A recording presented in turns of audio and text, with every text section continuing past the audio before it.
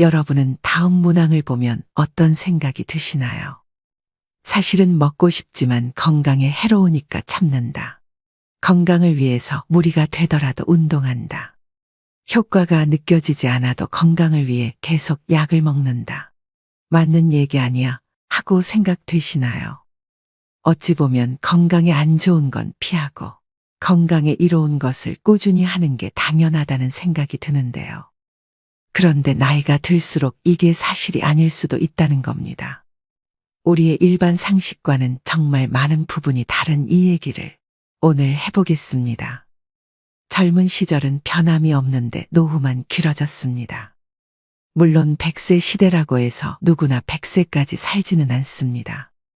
현재 우리나라의 노인 평균 수명은 80세 초반에서 중반을 웃돌고 있는데 문제는 80세가 넘어가면서부터 급격한 변화가 몰려온다는 것입니다.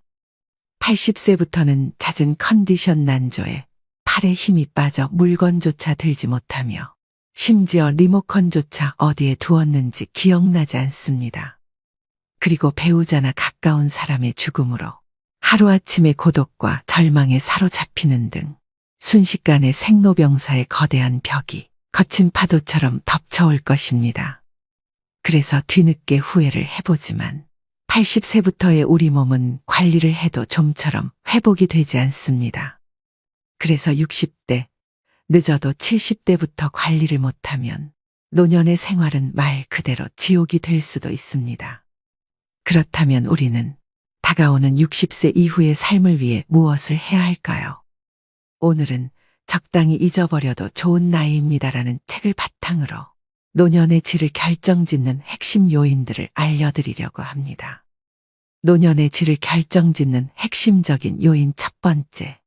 다른 사람과의 비교는 불행으로 가는 고속도로다.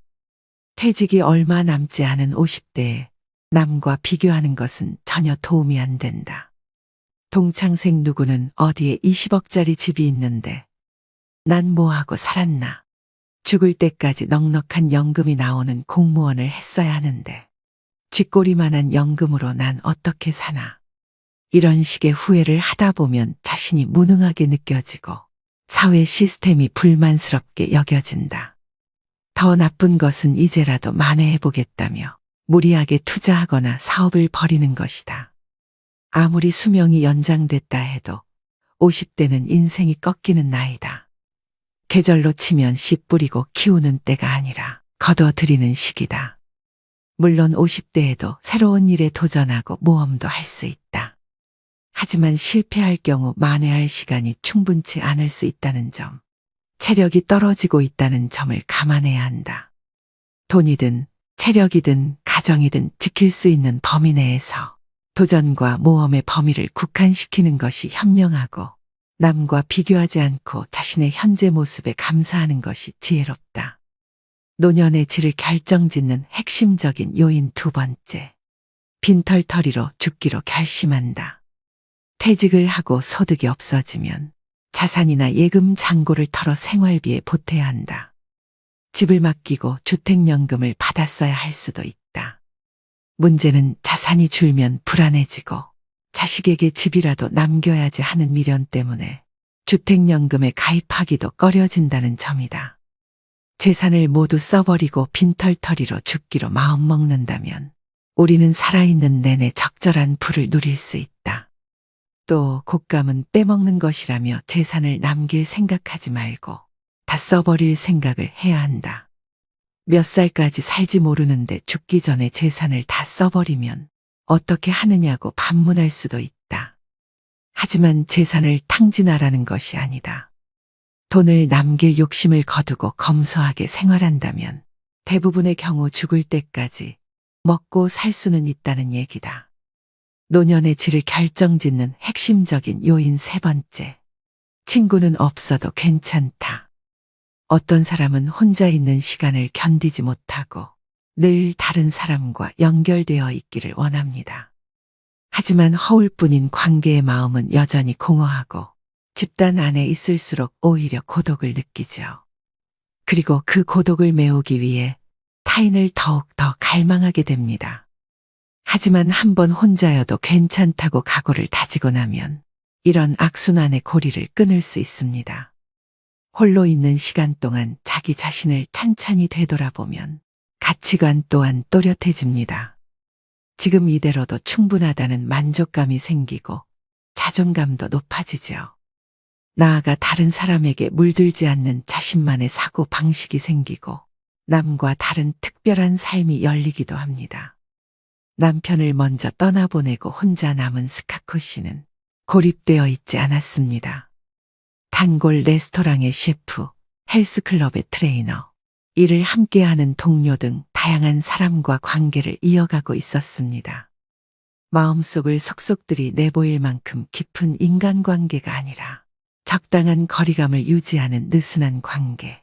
그런 관계가 사람을 더욱 성숙하게 하고 노년의 삶을 살아가는 데 있어 중요한 안전망이 되어줍니다. 나이가 들수록 오늘 갈 곳과 오늘 할 일이 무엇보다 중요합니다. 반려견과 산책하며 학교 가는 아이들을 지켜보는 등 사회와의 접점을 놓지 않으면 그것으로 충분합니다. 노년의 질을 결정짓는 핵심적인 요인 네 번째. 살을 빼야 한다는 고정관념을 버린다. 60세는 건강한 몸을 만드는 여정의 중대한 관문입니다. 중년기에는 대사증후군을 예방하는 것이 건강관리의 중요 과제였죠. 대사증후군이 찾아오면 동맥경화, 뇌졸중, 심근경색, 당뇨병, 치매 등 온갖 무서운 질병들이 도미노처럼 우르르 몰려옵니다. 따라서 중년층은 대사증후군에 걸리지 않도록 몸에 지방이 너무 많이 쌓이지 않게 관리하는 것이 중요합니다.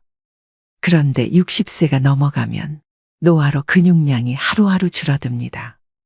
입이 짧아지는 경우도 있는데 그런 사람은 전체적으로 영양이 부족해지기도 하고 살이 빠져서 좋다고 태평하게 생각하다가는 70에서 80대의 근감소증에 걸리거나 전신의 기능이 저하되어 거동이 불편해지는 노쇠의 상태에 빠지기도 합니다. 이대로 가면 꼼짝없이 다른 사람의 돌봄이 필요한 상태로 이어지겠죠. 90대가 되어서도 직접 걸어서 가고 싶은 곳에 가고 맛있는 음식을 맛보려면 60세가 되었을 때 생각을 바꾸어야 합니다. 대사증후군에 대비해 살을 빼서 건강해져야겠다는 생각은 일단 잊어버리고 근육을 늘려 노쇠를 예방하겠다는 자세로 방향을 전환해야 하죠. 근육이 지나치게 감소한 상태인지 집에서 간단히 알아볼 수 있는 방법이 있습니다. 바로 핑거링 테스트입니다. 양손의 엄지손가락과 집게손가락으로 동그라미를 만들어서 종아리의 가장 두꺼운 부분을 감싸봅시다. 손가락이 닿지 않을 만큼 종아리가 굵으면 근육이 충분한 상태라고 짐작할 수 있습니다. 반대로 손가락이 서로 만나거나 겹쳐지면 근육이 부족할 가능성이 있으니 노쇠 상태가 되지 않도록 각별히 주의할 필요가 있습니다. 60세가 넘으면 근육이 탄탄한 다리가 무엇보다 중요합니다. 튼실한 무다리여도 좋습니다. 근육은 나이가 몇이든 누구나 마음만 먹으면 단련할 수 있습니다. 단백질을 충분히 섭취하고 걷기나 근력 운동에 힘쓰면 근육은 확실히 늘어납니다. 노년의 질을 결정짓는 핵심적인 요인 다섯 번째. 자녀를 버려야 모두가 산다.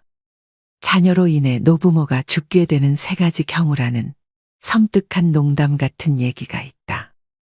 재산이 있는 부모가 손 벌리는 자녀를 외면하면 맞아 죽는다. 찔끔찔끔 주다가는 시달려 죽는다. 그렇다고 다 내어주다가는 굶어 죽는다. 이런 불상사를 피하려면 일찌감치 자녀에게 물려줄 돈이 없다고 선언하고 돈에 대한 기대를 버리게 해야 한다. 다 큰 자식을 결혼도 시켜주고 집도 마련해주고 결혼 후에도 물심양면으로 도와줄 것이 없을까 기웃거리는 것은 사랑이 아니라 자녀의 독립을 막는 독이다. 이렇게 자녀를 독립시키지 못하고 끼고 돌다 훗날 돈 떨어지고 건강 잃었을 때 자식이 부모를 부양하는 것을 부담스러워하면 배신감을 느낀다. 부모는 자녀가 사랑스러워 이것저것 다 해줬지만 결국 돈 잃어 건강 잃어 자식과 관계까지 나빠져 자식 일어가 된다. 이를 피하려면 자녀에게 대학 졸업할 때까지만 또는 결혼할 때까지만 부양해주겠다고 부양 시한을 정하라. 그리고 가능한 자산은 연금으로 바꾸는 것이 좋다. 달마다 생활에 필요한 돈이 나오면 마지막까지 버틸 수 있다. 자녀가 어렵더라도 큰 돈을 줘버리고 빈곤선에서 허덕이는 것보다 다달이 나오는 연금을 모아 생활비라도 보태주는 것이 더 낫다. 노년의 질을 결정짓는 핵심적인 요인 6번째. 운동보다 바른 자세가 먼저다. 하루하루 어떤 생활 습관을 가지고 살아가느냐에 따라 자기도 모르는 사이 등이 굽어 새우등이 되거나 무릎이 휘고 허리가 구부러지기도 합니다. 건강해지려고 열심히 걷기 운동을 하는 사람도 정작 자세가 좋지 않으면 무릎과 허리에 부담이 가거나 관절의 가동 범위가 오히려 좁아질 수도 있죠. 그러므로 본인의 평소 자세를 가끔씩 체크해줘야 합니다.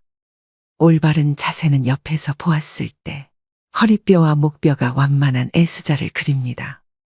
전신이 보이는 거울 앞에 서서 몸의 정면과 측면에서 본인의 자세를 가만히 살펴봅시다. 벽에 등을 대고 똑바로 서보는 것도 좋은 방법이고요. 벽에 발 뒤꿈치를 붙이고 섰을 때 등과 머리 뒷부분이 벽에 닿지 않는다면 자세가 앞으로 기울어졌다는 증거입니다. 자세가 비뚤어지는 원인 중 하나는 근력의 저하입니다. 늘 같은 쪽 어깨에 가방을 메거나 날마다 같은 방향으로 다리를 꼬고 앉는 등 어느 한쪽으로 치우친 습관 때문에 자세가 틀어지기도 하죠. 시간이 날 때마다 자신의 자세를 의식적으로 바로잡아서 잘못된 버릇을 말끔히 없애봅시다. 자세가 좋아지면 겉모습도 한결 젊고 생기 있어 보이기 때문입니다. 나이 들어서도 근사한 맵시를 유지하는 사람들의 공통점은 적당한 체중을 유지한 몸매와 꼿꼿한 자세입니다. 자세를 곧게 하면 마음가짐도 적극적이고 긍정적인 방향으로 바뀔 수 있습니다. 가슴을 당당하게 펴고 배에 힘을 주고 긴장감을 놓지 않으면 자신감과 의욕이 생깁니다. 잠깐 운동하고 하루 종일 구부정하게 지내기보다 매 순간 바른 자세를 유지하며 활기차게 보내기를 추천합니다. 노년의 질을 결정짓는 핵심적인 요인 7번째. 인생의 8할은 잊어버려도 상관없는 것들이다. 모든 성과의 80%는 일에 들인 시간의 20%에 의해 만들어진다. 이것은 이탈리아의 경제학자 빌프레도 파레토가 주장한 분포에 관한 통계적 법칙입니다. 파레토 법칙이나 20대 80 법칙이라고도 불리지요. 20%의 일개미가 전체 식량의 80%를 책임진다는 이야기도 같은 맥락입니다. 개미를 자세히 관찰해보면 모든 개미가 똑같이 일하지 않는다는 사실을 알 수 있습니다. 부지런히 일하는 개미가 20% 정도라면 일하지 않는 게으른 개미도 20%입니다. 부지런히 일하던 개미가 지쳐 쓰러지면 일하지 않던 개미가 팔을 걷어붙이니 결국 한 개미집에서 열심히 일하는 개미의 비율은 변하지 않습니다. 인생도 그렇습니다. 나라는 사람의 중심이자 나를 나답게 만드는 무언가, 밥도 잠도 있고 몰두할 수 있는 무언가는 20% 안에 있습니다. 이것만 꼭 붙잡으면 인생의 80%는 잊어버려도 상관없습니다. 우리 모두 이미 경험한 바 있지 않나요? 화려한 레스토랑에 가서 식사를 하거나 값비싼 차의 주인이 되는 것, 남부럽지 않는 집에서 사는 것 등은 그리 중요하지 않습니다. 이런 건 잊어버려도 좋은 80%이죠.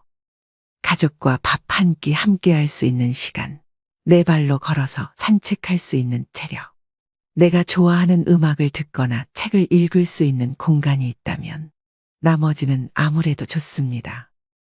20대 80 법칙을 적용해보면 일도 인생도 크게 달라집니다. 60 이후, 이제는 정말 중요한 인생의 이할에 집중해보면 어떨까요? 오늘의 영상 어떠셨나요? 노년은 쇠퇴하는 시기라는 인식이 팽배하지만 사실 인생 후반은 자녀를 독립시키고 사회생활에서도 일선에서 물러나 홀가분해지는 시기입니다. 그동안 쌓아온 경험은 세상이 말하는 정답에 얽매이지 않고 나만의 해답을 찾을 수 있는 여유를 선사합니다. 비로소 온전히 자유로워질 수 있는 시간을 맞이하는 것입니다. 이 시간을 충만하게 누리는 비결은 스스로를 웃어넘기는 데 있습니다. 긴장을 내려놓고 작은 실수 정도는 웃어넘기는 용기가 필요합니다. 그런 나를 보며 다른 사람이 함께 웃을 수 있다면 더욱 좋습니다. 또한 타인도 용서하고 나 자신도 용서하는 아량이 필요합니다. 누군가로 인해 기분 상하는 일이 생기면 그 사람을 용서해주고 내가 잘못했을 때도 스스로 한 번 더 용서해주는 너그러움을 길러야 합니다. 한편 행복이 무엇인지, 어떻게 하면 행복해지는지 지나치게 고민하지 않는 것도 중요합니다. 어렵게 생각하면 일상 속의 작은 행복들을 놓치기 때문입니다. 몸을 움직이면 자연히 심장 박동수가 높아지고 체온이 올라가며 행복 호르몬이라 불리는 세로토닌과 도파민, 성장 호르몬이 분비됩니다. 인터벌 걷기, 근력 운동 등 간단한 운동으로 행복을 쌓아가야 합니다. 만족스러운 노년을 준비하는 방법은 이처럼 단순하고 쉽습니다. 여유로운 태도로 삶의 군사를 과감히 덜어내고 허벅지 근육과 있는 힘 기르기에 집중한다면 누구나 행복한 노년을 맞이할 수 있을 것입니다. 사회적 평가에서도 자유로워져야 합니다. 성적, 출신 대학, 회사, 연봉 등으로 평가받던 시기는 이미 지나갔습니다. 최선을 다해 살아왔다면 그것으로 충분합니다. 외부의 평가나 수많은 고정관념들에 사로잡혀 있으면 본인만 괴로울 뿐입니다. 또한 더 이상 남자다울 필요도 여자다울 필요도 없습니다. 이제는 남녀를 뛰어넘어 본연의 내가 되는 시기입니다. 좋은 사람이 되려고 애쓸 필요도 없습니다. 남에게 좋은 사람이라는 말을 들으려는 노력을 그만두고 스스로에게 솔직하고 충실한 시간을 보내는 데 열중해야 합니다. 100세 시대, 인생의 절반을 넘긴 사람이라면 누구나 그동안 삶의 현장에서 고군분투해온 탓에 몸도 마음도 지쳐 있을 것입니다. 이제 살아가는 방식을 바꿔야 합니다. 세상의 기준, 타인의 평가, 불필요한 의무감과 인간관계는 모두 홀가분하게 잊어버리셔야 됩니다. 자신에게 정말 소중하고 본질적인 것에만 집중하는 지혜로 앞으로의 시간을 채워나가세요. 단단한 허벅지 근육, 그리고 중요하지 않은 것들을 가뿐히 있는 힘이 있다면 다가오는 인생 후반전은 온전히 자유로워질 수 있는 축복의 시간입니다. 마지막으로 좋은 글 읽어드리며 오늘의 영상 마무리하겠습니다. 인생을 행복하게 하는 10가지. 첫 번째, 상쾌한 기분으로 깨어나라. 아이러니하게도 깨어있을 때 행복하려면 잠자리에서 충분한 시간을 보내야 한다는 것을 명심해야 한다. 반드시 충분한 수면을 취하라. 두 번째, 사랑을 찾아라. 당신을 사랑하는 누군가를 곁에 두면 행복감을 되찾을 수 있다. 세 번째, 건강을 유지하라. 인체, 특히 두뇌는 신체적으로 건강할 때 제 기능을 가장 잘 발휘한다. 그저 왕성하게 활동하고 가장 마음에 드는 방법으로 운동하라. 네 번째, 목표를 가져라. 가장 기본적인 목표라도 일단 세우고 나면 그것을 달성하는 데 전념할 수 있을 것이다. 여러 작은 목표를 세우고 각각의 목표 달성에 힘쓰라. 다섯 번째, 보금자리를 꾸며라. 둥지는 안전하고 따뜻하고 보호를 받는다고 느낄 수 있는 곳이다. 집, 침실, 심지어 화장실이라도 긴장을 풀 수 있는 장소를 마련하라. 여섯 번째, 자신의 페이스를 지켜라. 때때로 지나치게 많은 일을 떠맡기 쉽다. 게으름을 옹호하는 것은 아니지만 너무 많은 부담을 지는 일은 가급적 피해야 한다. 일곱 번째, 대접할 계획을 세워라. 어떤 특정한 일을 달성할 때마다 보상으로 자신에게 한턱 내라. 스스로 자신에게 대접하는 법을 익혀서 당장 시작하도록 하라. 8번째, 선물을 주어라. 다른 사람들을 행복하게 하는 것은 자신이 행복해지는 가장 좋은 방법 중 하나이다. 아낌없이 주는 친구가 되면 이자까지 돌아오게 된다. 9번째, 관대해져라. 다른 사람들의 걱정거리에 동정을 표하되 그들을 극진히 사랑하는 것이 아니라면 그들의 슬픔에 물들지 않도록 노력하라. 10번째, 놀아라. 우리는 아이이기를 멈추는 순간 노는 것을 잊어버린다. 특히 배우자와의 놀이는 어떤 골칫거리도 있게 하고 웃게 만들어준다. 세상의 참된 주인공은 당신입니다. 세상이 아무리 험악할지라도 진정 사랑을 거부하는 사람은 없습니다. 누구든 정말 자신을 사랑하는 사람이 있다는 것을 알면 그는 희망을 갖게 됩니다. 그리고 자신을 둘러싼 문제가 무엇이든 간에 이겨낼 힘을 얻습니다.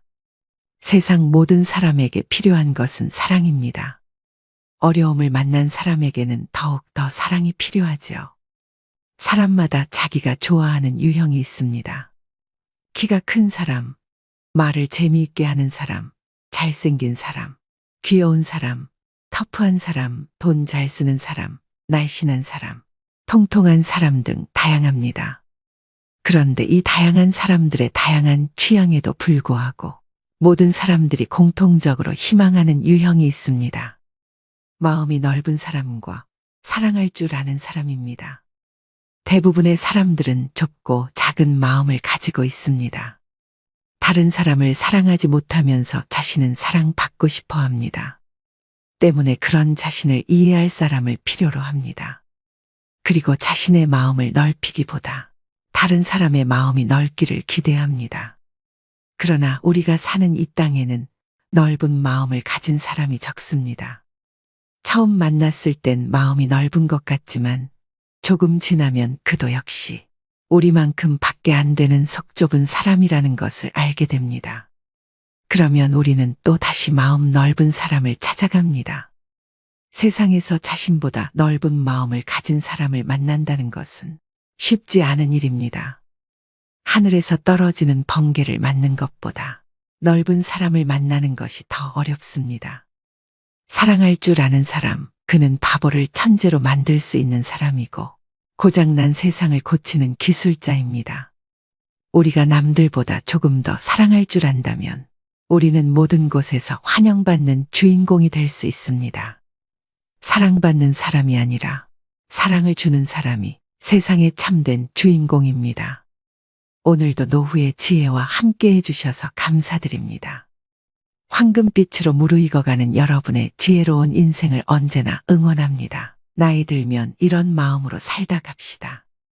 삶을 남과 비교하지 말고 남을 원망하지 말고 부모로서 자식이 잘 되길 바래도 자식들에게 너무 기대하지 말고 지난 날을 너무 후회하지 말고 내 운명이라 생각하고 운명이 다해 세상을 떠날 때 부, 권력, 명예 다 놓아버리고 빈손으로 홀가분하게 미련 없이 미소 짓고 떠나게 해달라고 소망하며 삽시다. 재물이 많아도 만족하지 못하고 더 많은 재물을 모으려고 발버둥치면 재물의 노예가 되어 가진 재물에 만족하지 못해 마음이 가난하고 많은 재물이 없어도 가진 것에 만족하고 분수에 맞게 즐겁게 살면 마음이 부유의 부자입니다. 가난과 부자는 마음먹기에 달려 있습니다. 영겁의 세월 속의 인간의 삶은 흐르는 물과 같고 하늘에 떠가는 구름과 같고 올 때는 순서가 있지만 이 세상 떠날 때는 순서도 없고 언제 떠난다는 기약도 없어 몇 분 후를 모르는 것이 인생이라 합니다. 지난 날은 다시 돌아올 수 없고 미래는 기약이 없으니 지난 일에 미련 갖지 말고 미래를 너무 기대하지 맙시다. 지금 주어진 이 시간이 생애 제일 소중하다고 생각하며 보람 있고 즐겁고 행복하게 보냅시다. 나이 먹어 얼굴에 주름이 늘어 늙어가는 것을 서러워 말고 지혜로운 삶으로 자라나는 젊은 세대에게 연륜으로 모범적인 삶을 사는 모습을 보여줍시다.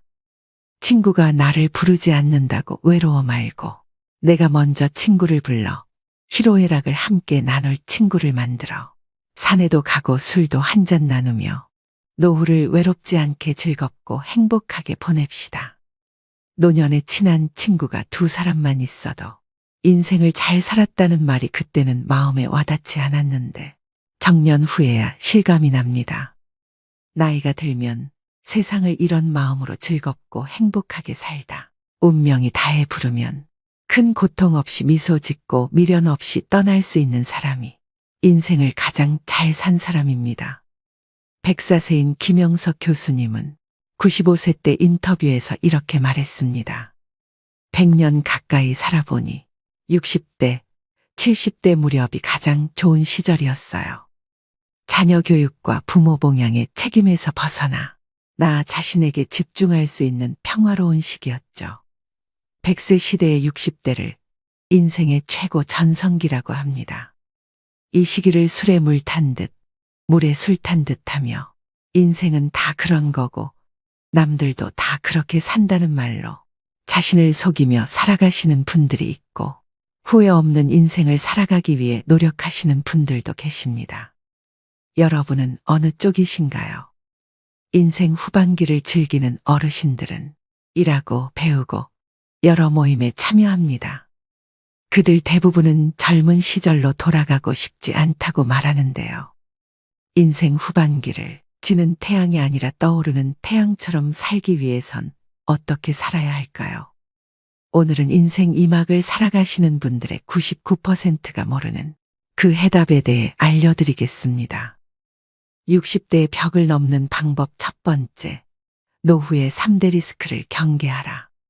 지금 우리가 나이듦에 대해 어떻게 생각하느냐가 예상보다 훨씬 더 미래에 직접적인 영향을 끼칠지 모른다. 사실 좋기만 하거나 나쁘기만 한 일은 별로 없다. 잃는 게 있으면 얻는 것도 있기 마련이다.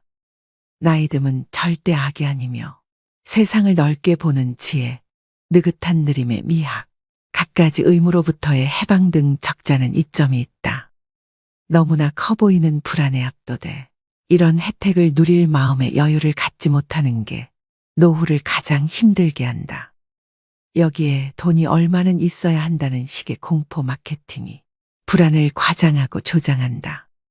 퇴직자가 금융사기에 쉽게 걸려들거나 과포화 상태인 자영업에 뛰어드는 등 무리하는 이유다. 편안한 노후를 위협하는 실질적 위험은 세 범주로 나눠볼 수 있다. 우선 모든 노후 관련 조사에서 걱정거리 1, 2위에 오르는 돈과 건강 리스크가 있다. 이 둘이 중요하다는 것은 누구나 알지만 충분히 대비했다고 안심하는 사람은 별로 없다. 건강을 잃으면 막대한 치료비 때문에 돈 걱정이 커지고 적정 수준의 돈이 없으면 중대 질병에 시달리기 쉽다. 다음은 관계에 따른 리스크다. 다른 사회보다 관계의 긴밀도가 높고 타인의 시선을 많이 의식하는 한국 사회에서는 특히 큰 위험 요소다. 가족이나 친구, 주변과의 관계 때문에 노후를 힘들어하는 사례는 흔하다. 외로움은 피하고 싶은데 얽힌 게 많으면 그만큼 삶이 피곤해진다. 나이든 부모가 다 큰 자녀를 돌보는 것은 물론이고 결혼, 주택 자금까지 고민해야 하는 한국은 다른 어느 나라보다 성인 자녀의 리스크가 크다. 적을 알고 나를 알면 위태롭지 않다는 손자병법의 구절은 노후 준비에도 유효하다. 노후 불안은 없애는 게 아니라 스트레스처럼 관리하는 것이다. 한국은 세계에서 고령화 속도가 가장 빠른 나라임에도 사회적, 제도적 대비가 더디다. 함께 노력하지 않으면 노인을 위한 나라는커녕 고령 친화 사회도 기대하기 힘들다. 자신이 당면한 3대 리스크와 우리 사회를 제대로 아는 데서부터 슬기로운 노후 준비는 시작된다. 60대의 벽을 넘는 방법 두 번째, 나를 콩쥐 취급하지 않기. 나이 든 사람의 얼굴에서 예쁜 이목구비는 그다지 중요하지 않다. 그러나 표정은 삶의 이력서와 같다. 지난 세월 동안 스스로를 얼마나 사랑했는지 혹은 얼마나 억울하게 만들었는지는 표정에 고스란히 드러난다. 67세 김남순 씨는 이렇게 말한다. 젊었을 때 저는 궁상을 떨었어요. 가족들에게는 고가의 옷을 선물하면서 내 옷은 아울렛을 뒤지고 뒤져 사면서도 몇 번이고 고민했죠. 화장품도 저가 제품이나 샘플만 바르고 욕실 수건은 체육대회, 칠순기념 글자가 수놓인 기념품만 썼는데요. 최근 인터뷰한 정리정돈 전문가 정희숙 대표는 내가 스스로를 얼마나 학대하고 있었는지 깨닫게 해줬습니다. 부자들의 집에는 공통점이 있었어요. 이불과 베개 같이 매일 쓰는 침구류는 고급 소재의 제품을 쓰는 것이죠. 매일 쿠팡 최저가 침구를 껴안고 자는 내게 미안해지는 순간이었어요. 소처럼 일에 돈을 벌어놓고 왜 스스로를 콩쥐 취급했을까? 꼭 돈을 드리는 보상이 아니더라도 남순아 고생했다. 오늘 잘했어라고 칭찬 한마디 해주지 않았을까? 60년 넘게 살아보니 가장 억울한 것은 다른 사람들에게는 산타클로스 노릇을 하면서 정작 나 자신에게는 인색하게 군 것이다. 계절마다 나 자신에게 꽃 한 다발씩 사주며 내 머리를 쓰다듬어주며 그렇게 나이를 먹어야 된다. 60대의 벽을 넘는 방법 세 번째, 건강이 돈이다. 나이 들어서 가장 돈이 많이 들어가는 것이 건강이다. 나이가 들면 치아가 약해지고 소화 능력도 떨어져 좋은 음식도 마음껏 먹을 수 없고 체력이 떨어져 좋은 곳으로 여행 가는 것도 노는 것도 한계가 있다. 나이가 들수록 즐기고 누리는 데 쓰는 돈은 줄어든다. 반면 건강을 유지하는 데 드는 비용은 늘어난다. 나이가 들어 재산을 탕진하게 된다면 10중 8구 건강 때문이다. 한 사람이 평생 지출하는 의료비의 절반 정도가 마지막 1년 동안에 쓰인다고 한다. 그만큼 노후의 건강은 돈과 직결돼 있다. 따라서 최고의 노후 대비는 건강을 지키는 것이다. 건강이 마음먹은 대로 다 되는 건 아니지만 그래도 몸에 나쁜 것은 하지 않고 몸에 좋은 것을 하면서 병에 걸릴 가능성을 낮추는 것이 필요하다. 몸이 나이 드는 것을 좀 늦추고 싶다면, 아니 몸이 나이 드는 것을 좀 잊고 지내고 싶다면 일상을 충실하게 살아라. 즉 건강한 생활 습관으로 일상을 채워야 된다. 60대의 벽을 넘는 방법 네 번째, 참지도 말고 무리하지도 말자. 80세가 넘어 사망한 사람을 부검하면 대부분 몸에서는 암이, 뇌에서는 알츠하이머 병변이 발견된다고 한다. 하지만 생전에 이러한 사실을 몰랐던 사람도 적지 않다. 나이가 들면 몸에 여러 개의 병의 씨앗을 지니고 살아갈 수밖에 없다. 병의 씨앗이 언제 싹을 틔울지는 아무도 알 수 없다. 오늘은 건강하다가도 노년에는 당장 내일 환자가 되기도 하고 눈을 뜨지 못할 수도 있다. 그렇기 때문에 80세가 넘으면 현실을 그대로 받아들이고 내일 당장 생이 끝난다 해도 후회가 남지 않는 시간을 보내는 것이 가장 중요하다. 80 이후 참거나 무리하지 않기는 후회 없는 노후를 만드는 가장 중요한 방법이다. 건강을 위한다는 명분으로 나이가 들어서도 먹고 싶은 음식을 참는 사람이 많다. 소식하고 달고 짠 음식을 피하고 기름진 음식을 자제하고 비 많은 건강을 해친다는 사고가 사람의 상식이 되었다. 고령자는 장기 기능의 저하로 식욕이 증가하는 경우가 있을 수도 있고 먹고 싶다는 욕구는 몸이 필요하다는 것이니 입에 당기는 음식은 마음껏 먹어야 된다. 살이 좀 찐 사람이 오히려 더 오래 산다는 통계도 있다. 먹고 싶은 음식을 참으며 체중 조절하기는 스스로 수명을 깎는 행위이다. 60대의 벽을 넘는 방법 다섯 번째, 자기희생은 이제 그만둔다. 이미 일거리를 잔뜩 끌어안고도 온갖 잡일을 억지로 떠맡는 사람. 사실은 거절하고 싶지만 시부모나 친척 어른들의 말에 어쩔 수 없이 따르는 사람. 생각보다 훨씬 많은 사람이 노라고 말하지 못하고 하고 싶은 말을 꾹 눌러 삼킨다. 나만 참으면 좋게 좋게 끝날 것이라는 자기희생의 껍데기 속에 갇히고 마는 것이다. 하지만 정작 자신의 의견을 존중해주지 않는 것은 상사나 동료, 시부모가 아니라 자기 자신이라는 사실을 알고 있나? 좋은 대화는 누구도 희생하지 않는다. 대화를 나눌 때는 상사와 부하 관계든 부모와 자식 관계든 기본적으로 모두 대등하다. 반말을 해도 된다는 뜻이 아니라 서로의 의견에 귀 기울이고 자신의 의견도 솔직하게 표현할 수 있는 대등한 관계라는 뜻이다. 평소 자원 봉사 활동을 하며 많은 젊은이들과 함께 일을 하는 나도 늘 주의하려고 한다. 자연히 무리 중 가장 연장자가 될 때가 많은데 손윗사람이 있으면 의견을 말하기가 어려우니 예스맨들이 많아지기 십상이다. 그래서 늘 어떻게 생각하나요? 하고 먼저 사람들의 생각을 묻고 충분히 대화를 나누도록 노력하고 있다. 60대의 벽을 넘는 방법 6번째, 불필요한 검사와 치료를 과감히 포기한다. 아무리 건강을 위해서라지만 아프고 힘들고 민망한 검사는 가능하면 받고 싶지 않다. 개중에는 아주 적은 양이기는 하지만 방사선에 피폭해 몸에 해를 끼치는 검사도 있다. 그러니 자신에게 어떤 검사가 필요하고 어떤 검사는 굳이 받지 않아도 되는지 적절히 판단해야 한다. 조금만 열이 나도 항생제를 처방하는 의사도 많이 있다. 하지만 바이러스성 감염에는 듣지 않는 데다 오히려 다중약물 요법에 의해 내성균이 만들어져서 항생 물질의 효과가 사라질 위험성이 있다. 자신에게 꼭 필요하지 않은 약이나 치료는 적용하지 않는 것이 그만큼 중요하다. 특히 임종이 머지않은 시기에는 불필요한 의료가 골치 아픈 고민거리가 되기도 한다. 예를 들어 환자가 입으로 음식을 먹을 수 없게 되었을 때는 영양을 공급할 수 있도록 위에 관을 삽입해서 기를 만들기도 한다. 스스로 호흡할 수 없게 되었을 때 인공호흡기를 사용할 것인가? 심장이 멈추었을 때 심폐소생술을 받을 것인가? 마지막 순간은 어느 곳에서 보내고 싶은가에 대해 하나하나 잘 생각해보고 매년 생일처럼 특별한 날 가족들에게 미리 이야기해두면 어떨까?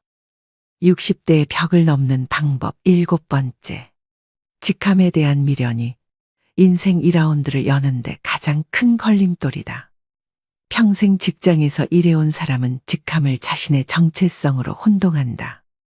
자신을 소개할 때 어떤 회사의 부장이라든가 이사, 국장 등의 직책으로 모든 것이 설명됐기 때문이다. 평생 대리과장, 부장, 이사 등으로 불려오다 일을 그만두고 소속돼 있는 든든한 회사도 자신을 설명해주는 직함도 없어지면 자신의 존재 가치가 확 떨어진 것처럼 느껴진다. 직함에 연연하는 이유는 곰곰이 살펴보면 남의 눈을 의식하기 때문이다. 직함이 자신이 세상에서 차지하는 지위를 보여준다고 생각하기에 직함이 없어지면 자존감마저 떨어지게 된다.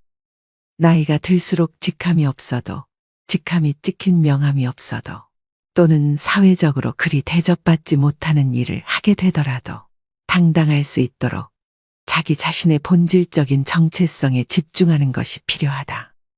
직함 말고 자신을 설명할 수 있는 단어가 무엇인지 생각해보고 회사나 직함 없이도 진짜 자기 자신을 사람들에게 소개할 수 있도록 마음가짐부터 사고방식까지 바꿀 필요가 있다. 60대의 벽을 넘는 방법 8번째. 노후 준비 급할 것 없다. 지금이라도 사부작 움직여라. 온 나라가 일자리 부족으로 몸살을 앓고 있는데 내게 맞는 새로운 일을 쉽게 발견하기는 만무하다. 시도가 성공으로 이어지는 것도 결코 아니다. 그런대로 할 만한 일도 있을 테고 이 길이 아닌가 보내하고 돌아서야 할 때도 많다. 퇴직 이후가 돼서야 일을 찾겠다고 나서면 마음이 조급해지기 십상이다. 경찰 초급 간부로 퇴직한 김 씨는 이듬해부터 서울 시내 초등학교 보안관으로 일하게 됐다. 월급은 최저임금을 약간 웃도는 수준이지만 주 40시간 근무에 5년 고용이 보장돼 경쟁이 만만치 않았다. 평소 배우기를 좋아하는 그가 따둔 안전, 소방 분야 자격증이 합격에 한몫했다. 우리 사회에선 별 실효성도 없는 자격증을 따는데 너무 많은 시간과 비용을 들이는 게 문제다. 그럼에도 막상 뭔가를 하려면 자격증을 요구받으니 무시할 수 없는 게 현실이다. 인생 2라운드에 가능한 일을 압축해보고 필요한 조건을 갖추는 데는 적잖은 기간이 필요하다. 생활이 비교적 안정된 시기에 어느 정도 기본을 다져놓고 이어나가는 것이 한결 손쉽다. 시간을 갖고 사부작거리며 쉬운 것부터 하나씩 해나가면 노후 준비의 부담이 가벼워진다. 퇴근 뒤와 주말, 휴가 등 활용할 시간이 많다. 이것이 노후 연착륙의 비결이다. 오늘의 영상 어떠셨나요? 가장 오래 생존하는 지금 세대에게는 기존의 은퇴와 노후를 대하는 방식이 더 이상 통하지 않습니다.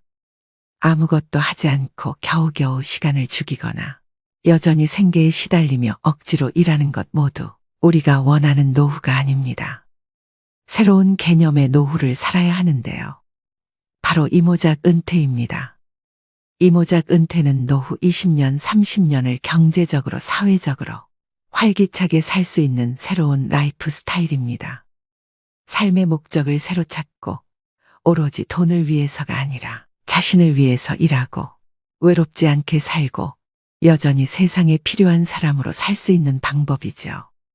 그리하여 계속해서 성취하고 성공하고 실패하고 기여하고 꿈꾸는 사람으로서 살 수 있습니다. 일본 오키나와에는 세계 최장수 마을이 있습니다. 그 마을 사람들은 은퇴의 개념도 없고 노후 걱정을 하지도 않습니다. 하지만 내가 살아야 하는 이유를 평생 고민합니다. 이제는 나이 들었으니까, 어려우니까, 느리니까, 겁나니까, 실패할 수도 있으니까 하는 생각보다 처음이니까, 죽으면 못하니까, 못하면 한이 되니까, 실패해도 잃을 것이 없으니까, 즐거우니까, 행복하니까 하는 생각으로 사는 것이 인생에 도움이 됩니다. 여러분의 노후는 부모의 노후와 다릅니다. 인생은 더 길어지고 계속 가야 할 삶이 남아 있습니다. 불안을 없애는 건 행동하는 것뿐입니다. 과거의 성공담에 머물러 있지 말고 새로운 성공담을 만드세요. 세상은 아직도 여러분을 필요로 합니다. 죽을 때까지 자신 있게 살겠다는 의지가 생각보다 더 큰 보상을 안겨줄 것입니다. 오늘의 영상이 여러분 인생의 활력, 당당함, 풍요로움이 뒤따르는 노후로 인생을 재구성하실 수 있길 바랍니다. 인생은 길고 삶은 계속됩니다. 오늘도 노후의 지혜와 함께 해주셔서 감사드립니다. 황금빛으로 무르익어가는 여러분의 지혜로운 인생을 언제나 응원합니다. 무심히 흘러가는 나날, 늘 그렇듯 당연하게 맞이하는 아침.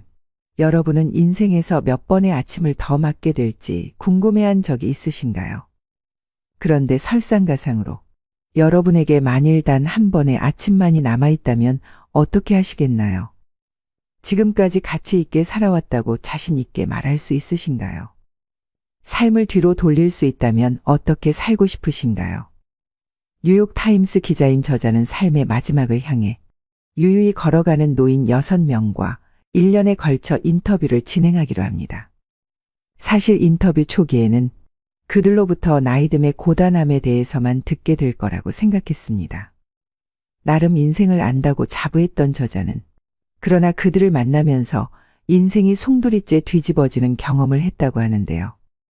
마치 스승, 진정한 현자와도 같던 이들과의 대화를 통해 저자는 인생의 의미와 삶의 가치, 행복에 대해 함께 묻고 답하며 흔들리던 삶의 갈피를 잡아갑니다. 인생의 매 순간들은 마치 스튜에 들어가는 각종 재료들과 같습니다. 이 재료들은 하나씩 따로 먹기에는 너무 쓰거나 매울 수 있죠. 하지만 모든 재료가 섞이면 어느 하나 빼놓을 수 없이 모두 소중합니다. 지난 시간들이 너무 힘들고 지쳐서 앞을 내다보기 힘들었다고 토로하더라도 지금 여기까지 와 있다면 잘 살아온 것입니다. 이제부터는 당신을 힘나게 했던 것, 당신의 마음이 이끄는 방향을 찾아 조금만 더 확신을 가지고 발을 내디디면 됩니다. 오늘은 만일 나에게 단 한 번의 아침이 남아있다면 책을 바탕으로 감사의 힘, 행복을 선택하는 법, 죽음을 받아들이는 법 등 내 삶의 가치를 찾는 6번의 인생 수업에 대해 말씀드리겠습니다. 6번의 인생 수업 첫 번째, 행복의 선택은 자신에게 달려있다. 좋았던 때는 또렷하게 기억하고 힘들었던 때는 잊어버리는 그들의 선택적 기억력이 일상생활에 도움이 된다는 사실을 나는 시간이 흐르면서 깨닫게 되었다. 그들은 몸에서 일어나는 변화에는 어쩔 도리가 없었지만 더 긍정적인 효과를 얻을 수 있도록 자신의 과거를 마음대로 다듬어낼 수는 있었다. 나는 내 인생을 돌아볼 때 행복했다고 생각을 해. 루스는 마치 과거에 행복했는지도 우리가 결정할 수 있다는 듯 말했다. 기억 속에 남아있는 힘든 경험들도 현재에 큰 영향을 미쳤다. 그들은 대공황을 버텨냈고 배우자가 서서히 하늘나라로 떠나는 모습까지 지켜보았다. 대화를 하다 보면 루스는 가끔씩 어머니와 남편, 언니가 세상을 떠나기 전 자신이 수년간 그들을 돌봐줬던 이야기를 꺼내고는 했다. 특히 자매들 중에 가장 똑똑하던 언니는 오랜 기간 알츠하이머병에 시달리다가 하늘나라로 떠났다. 하지만 루스가 당시의 기억을 떠올릴 때면 고통스러워한다기보다 오히려 더 즐거웠던 시절로 돌아간 듯했다. 저소득층 노인들을 지원하는 기관을 운영하는 루스의 큰딸 주디는 자신이 돕는 사람들에게서도 이 같은 모습을 자주 볼 수 있다고 말했다. 85세나 90세까지 사는 사람은 다들 무척 강해요라고 주디는 말했다. 엄마는 남편도 잃고 부모님도 떠나보냈어요. 그래서 죽음을 어떻게 받아들여야 하는지도 알죠. 그렇다고 덜 힘들다는 건 아니지만 사람들은 금방 다시 일어날 수 있어요. 그래서 어르신들에게서 배울 게 무척 많은 거죠.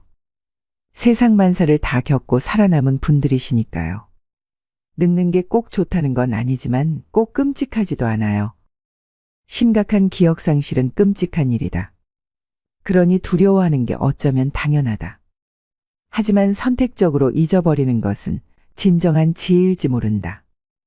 당신이 45세라면 결혼 생활 동안이나 일하는 중에 저질렀던 실수들을 빼먹지 않고 기억하는 편이 좋다. 실수를 통해 교훈을 얻을 수 있기 때문이다.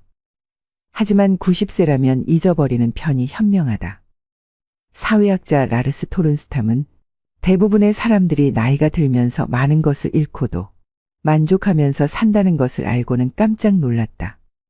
그리고 그는 그런 사람들을 쉽게 찾을 수 있다는 사실을 발견했다. 우선 첫 번째는 무엇을 하고 누구와 시간을 보낼지에 대해 점점 더 까다로워진다는 것이었다. 칵테일 파티에서 사람들과 어울리거나 누군가에게 작업을 거는 일은 더 이상 큰 재미가 없었다. 그들은 새로 친구를 사귀거나 새로운 인간관계를 맺으려 하지 않았다. 두 번째는 나이가 들수록 점점 자기중심적인 사고에서 벗어나 자신이 큰 전체의 일부라는 인식을 하게 된다는 것이다. 고령자들은 자신들이 외로이 홀로 있는 게 아니라 명상을 하며 혼자 보내는 시간을 중요하게 여긴다고 말했다. 노년이 쇠퇴기가 아니라 물질에 대한 걱정을 초월해 진정 가치가 있는 것에 집중하는 인생의 절정기라는 것이다. 토른스탐은 74세에서 104세 사이의 사람들에게 50세 이후에 그들의 가치관이 어떻게 변했는지에 대해 묻는 조사를 실시했다. 이제 나는 얄팍한 인간관계에 흥미가 줄었다라는 문항에는 전체의 75%에 달하는 사람들이 동의했고 나는 사색하는 시간이 더 즐거워졌다라는 문항에는 3분의 2가 긍정했다.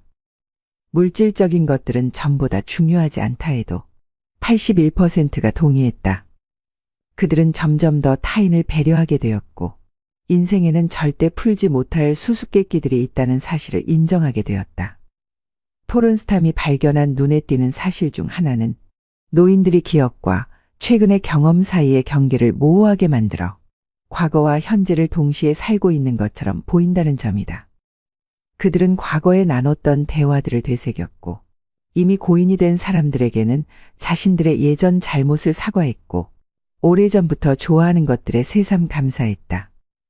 나이와 상관없이 현명해지기 위해서는 제일 먼저 우리도 죽는다는 사실을 진심으로 받아들이고 그 안에서 더욱 만족하면서 살아야 한다. 현대의학 덕분에 우리는 죽음을 이기거나 질 수 있는 일종의 시험으로 여기기도 한다. 하얀 가운을 잊은 전문가들이 좌지우지하는 무언가로 말이다. 하지만 고령자들은 더 현명한 눈으로 세상을 본다. 우리들 중 누구도 죽지 않는 사람은 없다. 그러니 살아있을 때 잘 살아야 한다. 6번의 인생 수업 2번째. 조금만 더 일찍 알았다면 좋았을 것들. 요양원에서 지내던 어느 날, 나는 그에게 젊은이들이 노년에 대해서 꼭 알아야 할 것이 무엇인지 물었다. 질문을 듣고 그는 난감해하는 기색이었다. 왜냐하면 노년은 다른 어느 시기와 마찬가지로 그저 인생의 한 부분일 뿐이었다. 오늘은 어제와 크게 다르지 않았고 내일도 오늘과 크게 달라질 리 없었다. 옷에 단추를 잠그거나 허리를 굽히는 게 어려워지고 신발끈을 묶거나 할 때 등이 아프지. 아니면 거울을 보거나 하얗게 쎄어버린 머리카락들을 발견했을 때 말이야. 그런데 그런 건 하나도 놀랍지도 않아. 그런 날들이 오고 있다는 걸 알잖아. 그냥 살아가는 과정이야. 이 나이에서 다른 나이로 가는 거지. 나는 특별히 달라진 기분이 안 들어. 그가 말했다. 프레드는 나와 달리 당연히 자신의 아파트로 돌아갈 수 있을 거라고 믿었다. 늘 거울을 들여다보았고 살만한 가치가 없는 상태가 언제인지에 대해서도 전혀 생각해보지 않았다. 요양원 침대 위에 누워있든 몸값이 수십억에 달하는 여배우들과 지폐를 가득 채운 욕조 안에 들어가 있든 살아가는 건 마찬가지였다. 내게는 무척 심각해 보이던 건강 문제들도 그에게는 그저 익숙한 일일 뿐이었다. 나이는 아무나 먹는 게 아니다. 미국의 영화배우 베티 데리비스가 했다는 유명한 표현이지만 사실 완전히 틀린 말이다. 나이는 아무나 먹는다. 현대의학 덕분에 결국 거의 누구나 늙게 된다. 세월이 몸을 공격하는 날이 짧든 길든 오래 사는 사람들은 어느 시점에서건 몸이 노화되기 마련이다. 하지만 노년이란 과연 무엇일까? 대부분 우리는 그것을 일종의 판결로 만들었다. 너무 늦기 전인 20대쯤부터 현명하게 요가를 시작했다면 일어나지 않았을 일처럼 여기고 있는 것이다. 다시 말해서 노년은 그때를 살아보지 않은 이들이 규정해 놓은 개념이다. 인생 중반을 살아가는 사람들이 인생의 전성기는 바로 중년이라고 주장하면서 젊은이들의 의견은 유치하고 어리석으며 고령자들의 의견은 노망이 나서 주절거리는 소리 정도로 치부해버린다. 고령자들과 젊은이들이 각각 노년을 바라보는 방법이 어떻게 다른지 나와 내 어머니를 보면 알 수 있다. 어머니는 운동을 하거나 살을 빼지 않겠다고 하셨다. 만성적인 등의 통증을 꾸준히 덜어줄 수 있는 방법은 그것뿐이었다. 게다가 물리치료는 사기라고 하셨다. 어머니가 사시는 건물에 실내 수영장이 있었지만 수영복을 갈아입기가 너무 힘들다면서 그것마저도 하지 않으셨다. 오전 10시에 열리는 태극권 수업은 너무 이른 새벽이라 반대하셨다. 등과 다리의 통증이 심해지면서 동생들과 나는 어머니에게 전동 휠체어를 타지 말라고 말씀드렸다. 한 번 걷기를 멈추면 폐도 운동을 하지 못하고 몸 전체에 안 좋은 영향을 미치게 될 거라는 이유였다.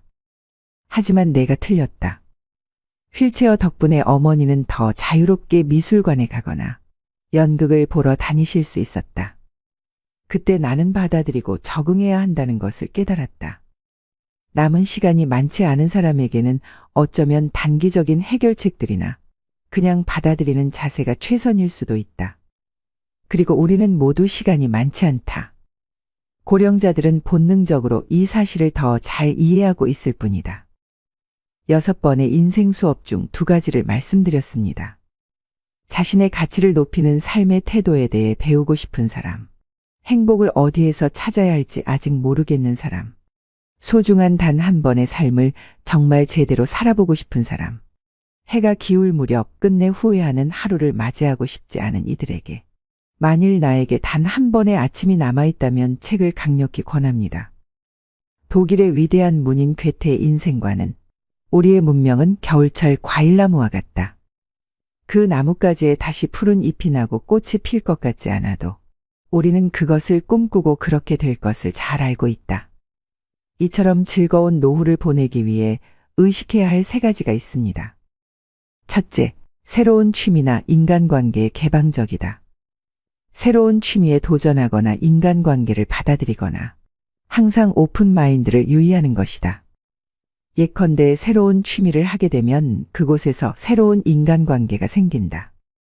레벨업 하고 싶다, 작품 전에 출품하고 싶다라고 하는 목표를 가지는 것도 좋고, 동아리에 참가해 임원이나 담당을 맡는 것도 좋다.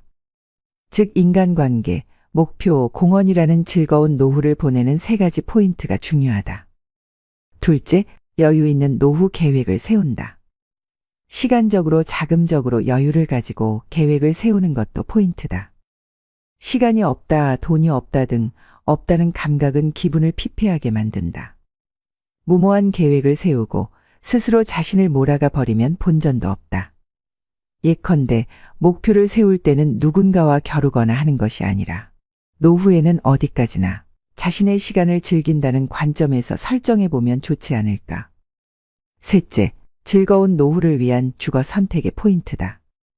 즐거운 노후는 어떤 곳에 사느냐에 따라서 좌우될 수도 있다.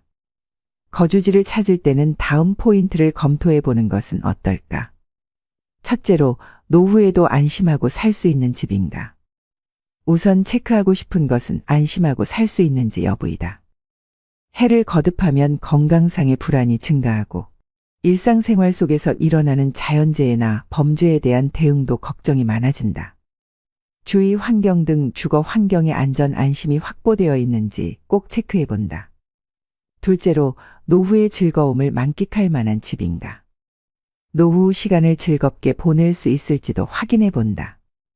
예컨대 주변 가까이 병원, 슈퍼마켓, 먹자골목, 가벼운 오락시설, 지역 도서관, 동아리 등 활동이 가능한지가 준비되어 있다면 지루함 없이 하루하루를 보낼 수 있을 것 같다. 현역 시절과 비교해서 자신을 위한 시간이 많이 생긴다. 그 사용법을 생각하는 것도 자기 자신이다. 선택하는 집이나 주변에 그런 즐거움이 준비되어 있다면 바랄 나위가 없다. 즐거운 노후를 보내는 방법에 대해서 말씀드린 내용을 꼭 참고하시길 바랍니다.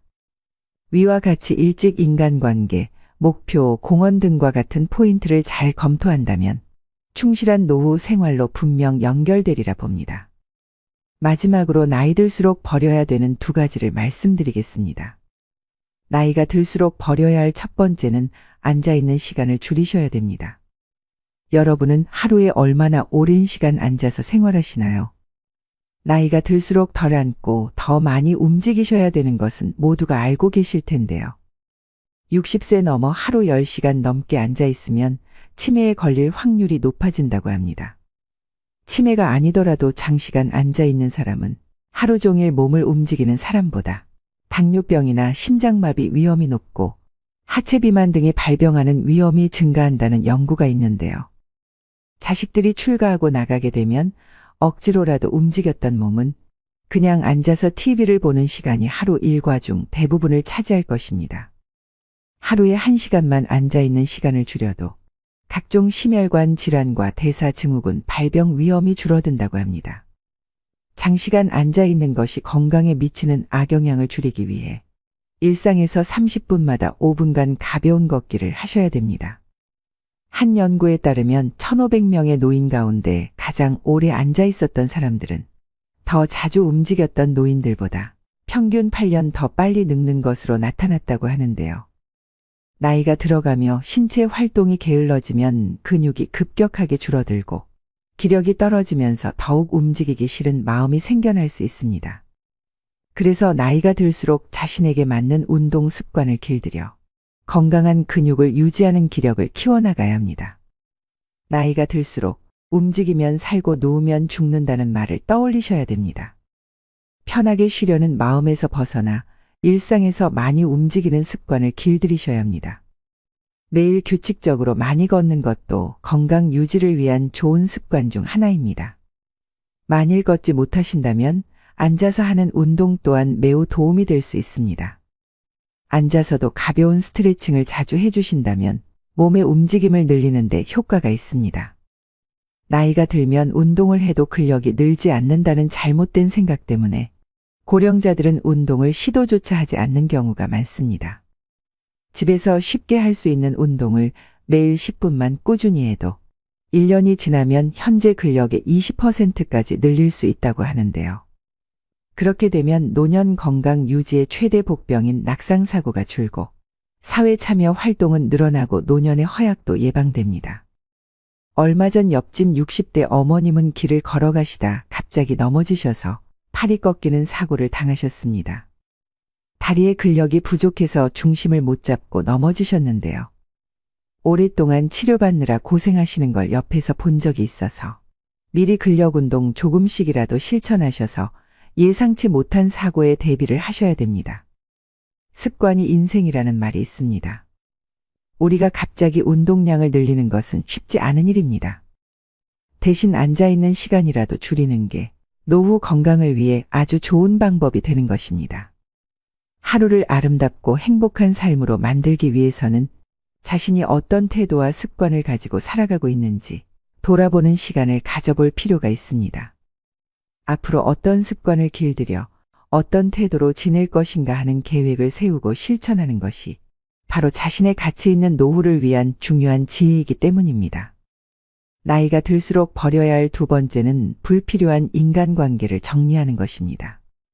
노후 행복의 결정적 요인은 부도 명예도 학벌도 아닌 관계라고 할 만큼 마음 맞는 사람들과의 따뜻하고 의지할 수 있는 관계라고 하는데요. 노후가 되면 마음이 외롭고 인생이 허무하다고 느낄 때가 많습니다. 이때 달려와 고민을 함께 나눌 친구가 한두 명만 있어도 성공한 인생이라 할 수 있죠.